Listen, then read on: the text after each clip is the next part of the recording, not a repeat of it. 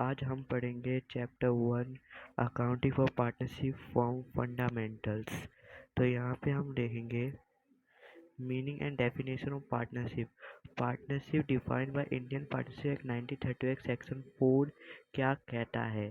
Section 4 क्या कहता है, तो हम देखें partnership Indian relation between person who agree share profit business carried on by all or any them for all.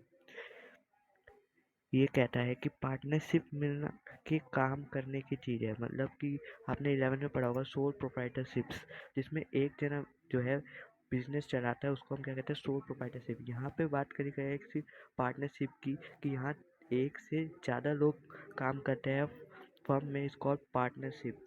जहाँ पे हम एग्री शेयर ऑफ प्रॉफिट को बांटते हैं, शेयर द प्रॉफिट को हम बांटते हैं, बिजनेस को कैरी जहाँ करते हैं हम, और एक्शन फॉर ऑल सबके में डिस्ट्रीब्यूट करते हैं जो जो उनकी रेशियो होती है। रेशियो की बात हम अगले चैप्टर में करेंगे। अभी आप समझिए प्रॉफिट को हम बांटते हैं जहाँ सब दो या दो से ज़्यादा लोग होते हैं वहाँ मिलजुल के काम करते हैं और प्रॉफिट को बांटते हैं, उसी को हम क्या कहते हैं, पार्टनरशिप। पार्टनरशिप फर्म और फर्म नेम दोनों अलग अलग है। पार्टनरशिप फर्म और फर्म नेम अलग अलग कैसे है, जो सपोज एक बिजनेस है उसमें ए बी सी डी लोग, सी डी है उसमें काम कर रहे हैं, तो उसमें वो फर्म में जो काम कर रहे हैं उन जो ए बी सी डी लोग हैं उसको हम कहेंगे पार्टनरशिप फर्म। तो वो क्या है, पार्टनरशिप के फर्म हुए। फर्म नेम क्या है, जो भी बिजनेस है जैसे कि कॉरपोरेशन ऑफ लिमिटेड बिजनेस है, उस फर्म का नेम जो है उसको हम क्या कहते हैं, फर्म नेम। तो उसी फर्म नेम अलग है और पार्टनरशिप फर्म अलग है। अब आता है नेचर ऑफ पार्टनरशिप। पार्टनरशिप क्या है, नेचर्स। तो एक इससे पहले मैं एक चीज़ और बताना चाहूँगा कि जैसे कि सपोज एग्जांपल ए है, ठीक है, ए है वो शॉप चला रहा है, ठीक है। बी और सी ने कहा कि तुम चलाओ हमारे बदले, हमारे बिहाफ पे तुम ये बिजनेस चलाओ, हमारे बिहाफ पे बिजनेस चलाओ।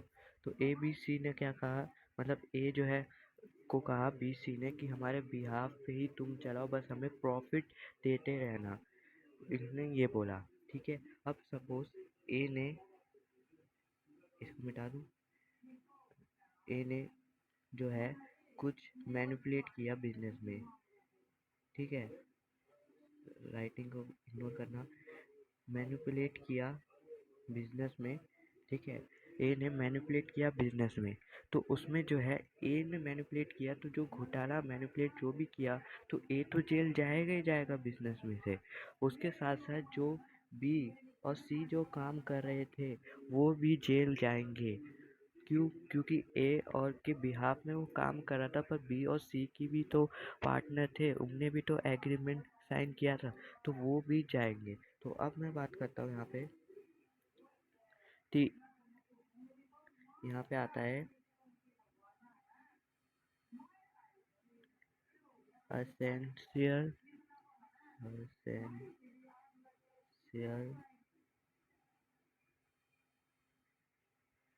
कंडीशन कंडीशन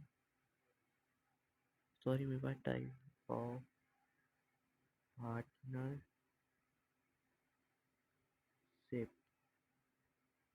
ठीक है।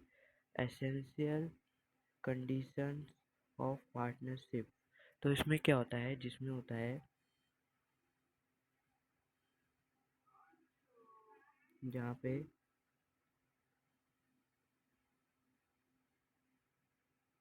Business plus profit plus mutual agency मिलती है, उसी को हम क्या कहते हैं, एसेंशियल कंडीशन ऑफ पार्टनरशिप। इसमें क्या है कि आपको कोई भी पार्टनरशिप करनी होती है तो उसमें ये तीन चीज़ें ज़रूरत होती है। एक तो बिजनेस कर रहे हैं, बिजनेस की ज़रूरत होती है, प्रॉफिट प्रॉफिट बाँटना। और बिज़नेस जो है ये नहीं कि तुमने एक दिन में बस प्रॉफिट बाँट लिया वो बिज़नेस हो, जिसको रेगुलर बेसिस पे रोज़ चलता रहता है उसको हम बिज़नेस कहते हैं। ये नहीं कि आपने एक दिन किया, एक दिन में बस हो गया, उसी को बिज़नेस कहते हैं। ये नहीं, जो रेगुलर ही चलता चलते चलते जा रहा है उसी को हम क्या कहते हैं, बिज़नेस कहते हैं।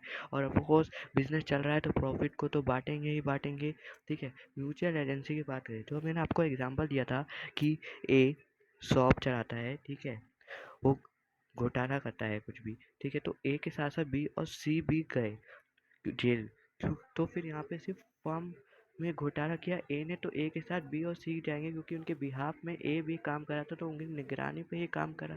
तो ऐसे कैसे हो गया? तो फिर इसमें जो है म्यूचुअल एजेंसी भी होना इम्पोर्टेंट है। तो कोई भी बिजनेस चलाने के लिए पहला तो बिजनेस होना चाहिए प्लस प्रॉफिट होना चाहिए, म्यूचुअल एजेंसी भी होनी चाहिए, तब जाके आपका बिजनेस ग्रोथ करता है और चल पाता है।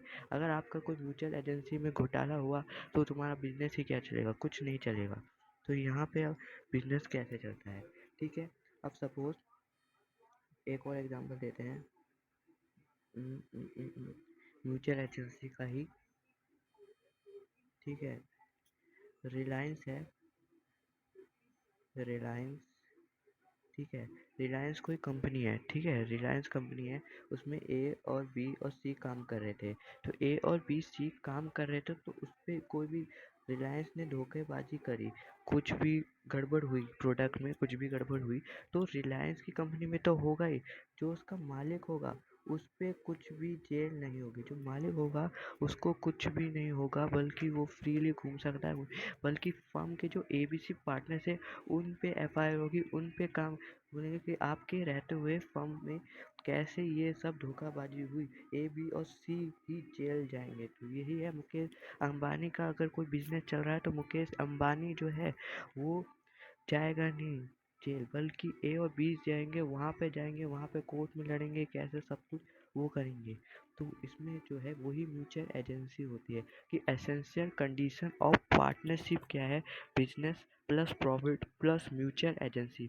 एक तो बिजनेस जो रेगुलर बेसिस चल रहा है और प्रॉफिट को बांटना अपनी रेशियो के हिसाब से, और प्लस म्यूचुअल एजेंसी अच्छी होनी चाहिए, तब जाके तुम्हारा अच्छा खासा बिजनेस चल सकता है। तो यही हमारा अच्छा खासा तभी बिजनेस चल सकता है। तो अब यहाँ पे आप बात करते हैं फीचर्स की, बिजनेस के फीचर्स क्या हैं। तो इसमें टू या मोर पर्सन, इसमें क्या है, टू या मोर पर्सन पार्टनरशिप में क्या है कि दो या दो से ज़्यादा पर्सन काम करें तो वही पार्टनरशिप कहलाए जाएंगे। और मैक्सिमम नंबर ऑफ पार्टनर्स कितने होने चाहिए, तो इसके बारे में हम यहाँ बात करते हैं। Maximum number of partnership, maximum number of partnership, ये मैक्सिमम है, ठीक है। मैक्सिमम नंबर ऑफ पार्टनरशिप में जो है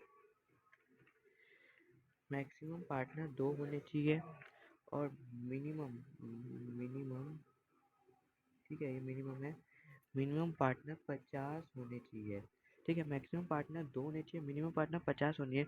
और अगर कंपनी एक्ट गवर्नमेंट के हिसाब से इसको बढ़ा भी सकती है, 50 से इसको 100 भी कर सकते हैं अपनी कंपनी एक्ट, गवर्नमेंट एक्ट। अगर तुमसे कोई पूछे कि मिनिमम पार्टनर कितने हो तो वैसे 50 होने चाहिए। अगर government act, company act government के हिसाब से इसको 50 से 100 भी कर सकती है, ठीक है। अब इसमें आगे हम करते हैं, आगे क्या लिखा है, आगे लिखा है कि minor of age a partner, minor age a partner क्या है, तो इसमें जो है माइनर पार्टनर ये है कि 18 साल के नीचे का कोई भी बिजनेस में फर्म में एडमिट नहीं हो सकता, पार्टनर नहीं बन सकता। हाँ, अगर बिजनेस में उसका कोई, अगर वो एडमिट होता है उससे कि फर्म को कोई प्रॉफिट हो रहा है, कोई एडवांटेज मिल रहे हैं, तो हाँ, तो फर्म उसको एडमिट कर सकता है, पर वो उसमें इतना हिस्सेदार नहीं होगा जितने पार्टनर्स हिस्सेदार होंगे। बस उसको जो है लाया जाएगा, पर इतना वो नहीं होगा जितना पार्टनरशिप होते हैं। तो इसमें जो है लिया जाता है। हाँ, पर जब इसमें अगर लॉस होता है, फर्म का लॉस होता है, तो उस माइनर पार्टनर जो है उस पर डिस्ट्रीब्यूट नहीं होता है पैसा। जो भी प्रॉफिट होता है वो तो डिस्ट्रीब्यूट हो जाता है, पर जो जो लॉस होता है, वो लॉस वो माइनर पार्टनर में डिस्ट्रीब्यूट नहीं होता है। माइनर पार्टनर पे डिस्ट्रीब्यूट नहीं होता है लॉस, वो पार्टनर्स पे ही लॉस डिस्ट्रीब्यूट हो जाता है, पर माइनर पार्टनर पे वो लॉस डिस्ट्रीब्यूट नहीं होता है। और जब जब पार्टनर जो माइनर पार्टनर 18 साल का हो जाता है, 18 साल का हो जाता है, तो जब उसको 6 महीने का जब 6 6 महीने का उसको डिसाइड करने का मौका दिया जाता है कि 6 महीने तक आप मुझे बता दो कि आप पार्टनर्स में रहना चाहते हो नहीं चाहते हो, तब जाके वो एडमिट होता है पूरी तरह पार्टनरशिप में। 6 महीने में वो डिसाइड करता है कि हाँ पार्टनर बनना है मुझे कि नहीं बनना है। तो ये डिसाइड किया जाता है। उसके बाद हमारा आता है एग्रीमेंट। को पार्टनर्स में जो है एग्रीमेंट किया जाता है। एग्रीमेंट जो है ओरल भी हो सकता है या रिटन भी हो सकता है। ओरल तो ओरल है, ठीक है। अगर रिटन हुआ तो इसका मतलब पार्टनरशिप डीड होगी, पार्टनरशिप डीड होगी। अगर रिटन में हुआ, रिटन में हुआ तो पार्टनरशिप डीड होगी। पार्टनरशिप डीड होगी इसका मतलब कि पार्टनरशिप डीड्स बनाए गए होंगे अगर रिटर्न में एग्रीमेंट हुआ।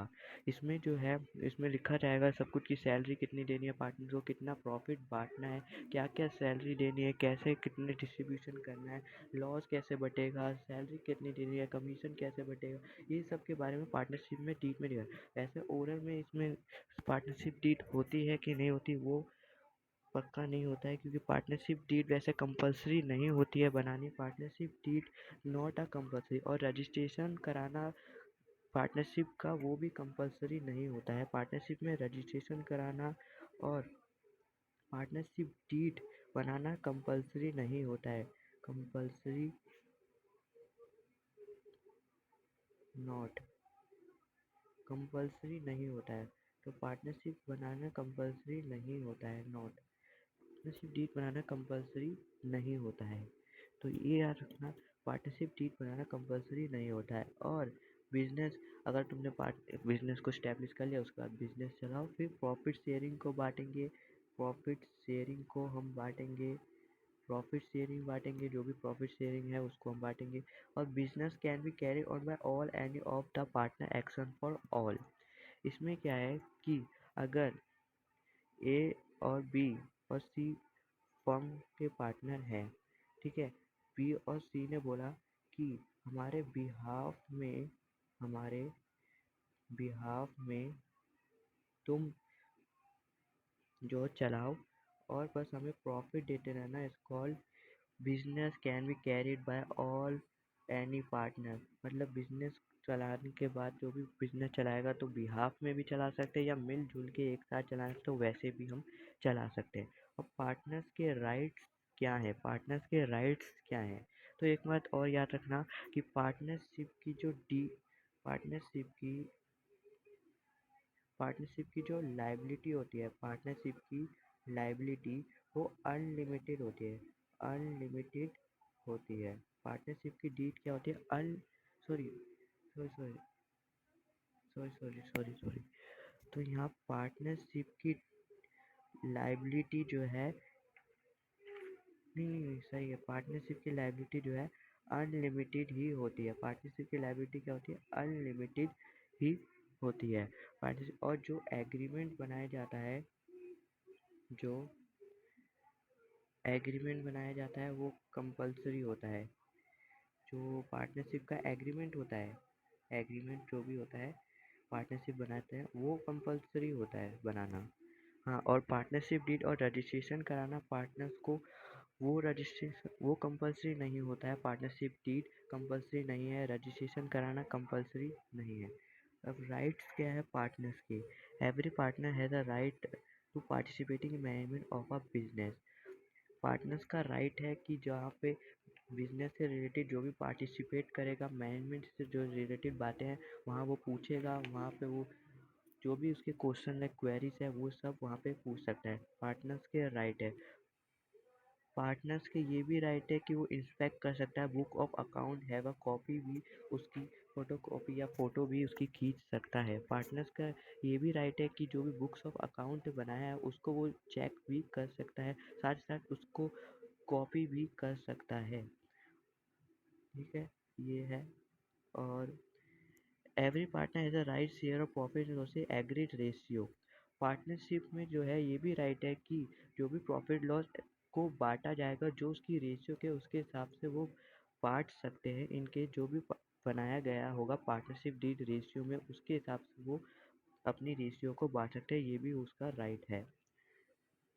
If a partner advance loan which is 6% per annum, अगर पार्टनर जो है एडवांस लोन देता है फर्म को, तो उस पे कितना चार्ज होगा? अगर पार्टनर फर्म को लोन होता है तो उस पे 6% पर एनम चार्ज होगा। पर एनम चार्ज होगा। चार्ज का मतलब देना ही देना है। चार्ज का मतलब देना ही देना है, कंपलसरी है। चाहे तुम्हें लॉस हो चाहे तुम्हें प्रॉफिट हो, तुम्हें देना ही देना है 6%, जो भी पार्टनर ने फर्म को लोन दिया है, देना ही देना है। और यहाँ चलते हैं, partner has the right not to allow admission as a new partner. तो इसमें जैसे कि ए, बी, सी, ये 3 पार्टनर है। इनमें से अगर बी और सी है कि एक पार्टनर डी जो है न्यू पार्टनर है, न्यू पार्टनर, उसको एडमिट करना है। बी सी राजी है कि हाँ एडमिट हो सकते हो। ए मना कर रहा है राजी होने के लिए कि नहीं एडमिट नहीं हो सकता, ये पार्टनर एडमिट नहीं होगा। ये पार्टनर नहीं एडमिट होगा जब तक ए और बी सी तीनों नहीं कह देते कि हाँ पार्टनर। किसी एक जने ने मना कर दिया कि ये पार्टनर में एडमिट नहीं होगा, तो ये एडमिट नहीं होगा। अब यहाँ बात करते हैं दूसरे की, after giving a notice as a partner right a retirement. अगर कोई पार्टनर रिटायर होता है तो उसको नोटिस देना होगा कि मैं रिटायर हो रहा हूँ, तो उससे पहले एक नोटिस देना होगा रिटायर होने। ये भी उसका पार्टनरशिप के राइट्स हैं कि उसको नोटिस देना होगा। तो बस यही आज की वीडियो थी, पार्ट 1 की। इस वीडियो को लाइक करें एंड सब्सक्राइब जरूर करें, प्लीज़ सपोर्ट करें। ऐसी वीडियो बनाते रहेंगे। पार्ट 2 में उनके बारे में आगे और पढ़ेंगे, तो बने रहिए वीडियो में। Thank you for watching me. Bye bye.